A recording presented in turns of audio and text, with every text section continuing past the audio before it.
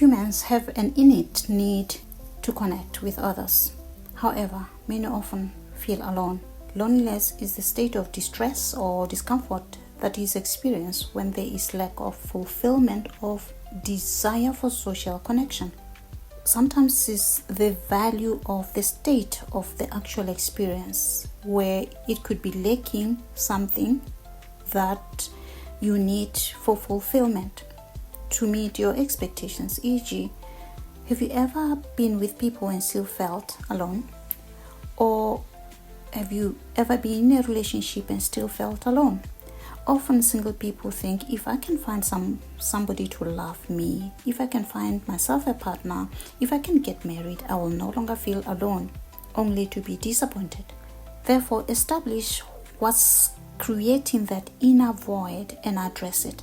How did it get formed? Getting into a relationship expecting another person to fill the void may lead to you continuing to experience deep and pervasive loneliness. That loneliness poses serious threats to well-being as well as long-term physical health. Feeling a lack of social connectedness can be painful, and for some, it can even lead to suicide ideation or the actual act of suicide.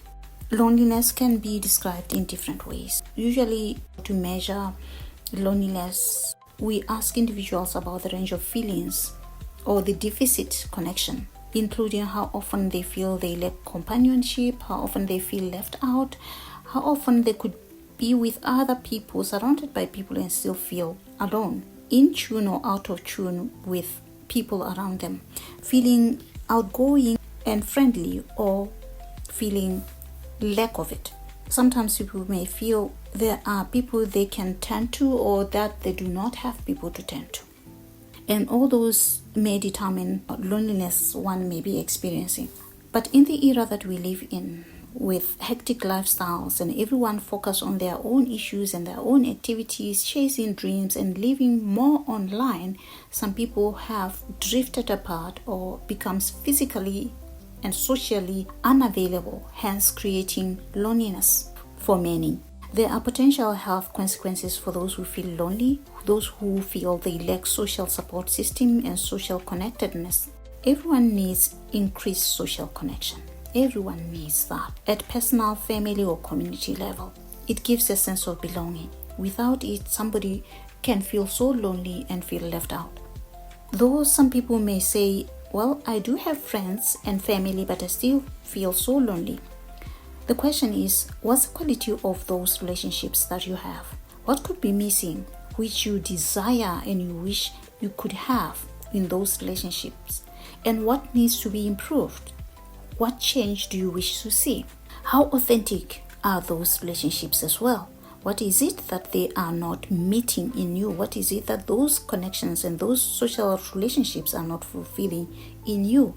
Are you free to be yourself in those relationships?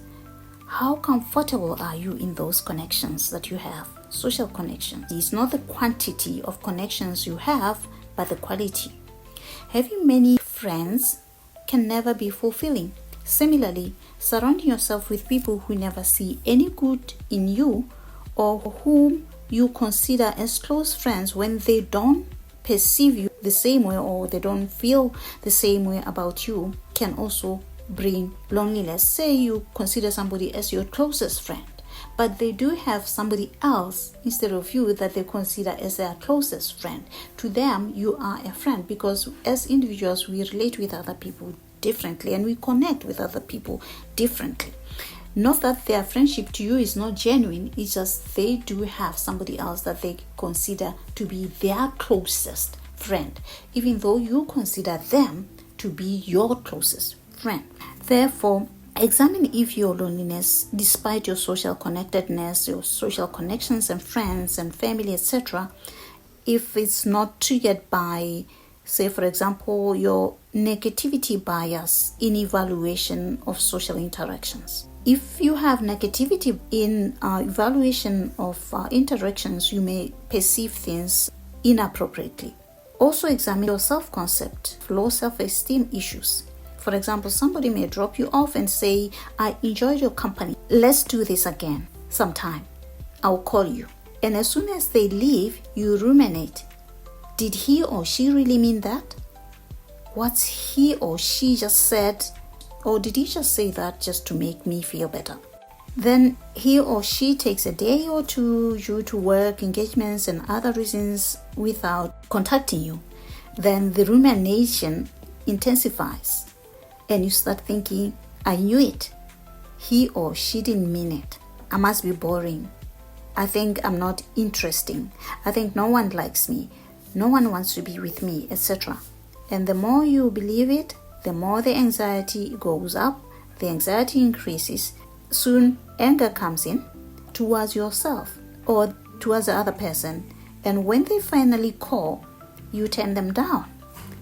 You show lack of interest for fear of rejection or for self-protection because you already have a negativity bias. You perceive signs of potential rejection even where they don't exist. And because you perceive signs of rejection, you shift to protecting yourself by avoiding to connect with friends. Then you end up with exactly what you were trying to avoid. You end up with the same situation that you were trying to address, loneliness. Because then you cut people off and you protect yourself, you fear being hurt, and you end up all alone. And loneliness then dominates your life. Therefore, if you are prone to loneliness, be aware of these biases, negativity bias, in order to rewire your brain to override the bias in seeking out companionship. That's the only thing that can work for you. And to be noticing when you shift into the rumination mode, self-defeating thoughts, perceiving rejection even where it does not exist.